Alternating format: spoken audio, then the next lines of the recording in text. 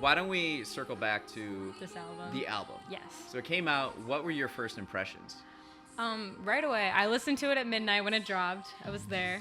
And I was there. I stayed up and I listened to it at midnight, and right away, just because like the first track on the album, Music for a Sushi Restaurant, it's so much fun, and it immediately brings you into like, it feels different immediately, but it also, I feel like if you listened like from the song Fine Line and like played Music for a Sushi Restaurant and started it right away, I feel like they go together. Like one does lead into the other.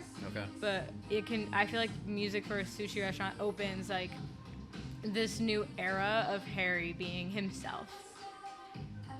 Wow. But first impressions, I loved it. I was dancing, jumping in my room. My neighbors probably hated me, but I was very happy. Instantly happy.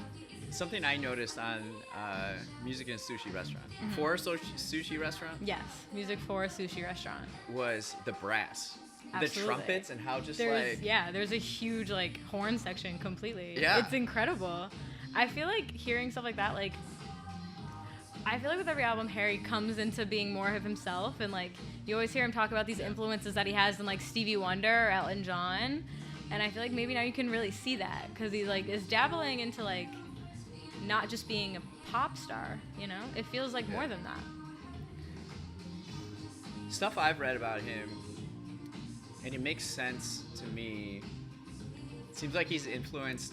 I watched this interview when he was on Howard Stern Yeah.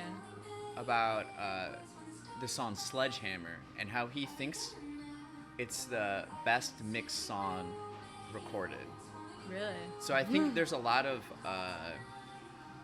like the Peter Gabriel, he's mentioned like Paul McCartney in Wings in some episodes, like this like mid-tempo, very clean and crisp sound. I'm curious, does it sound kind of like the 80s a little bit, or like what kind of? It absolutely feels it feels very much like big 80s influence, absolutely,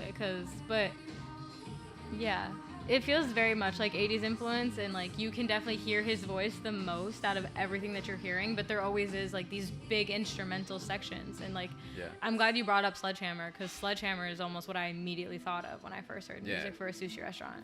Like that comparison, like Sledgehammer has a huge like synth horn solo, and so does Sushi Restaurant.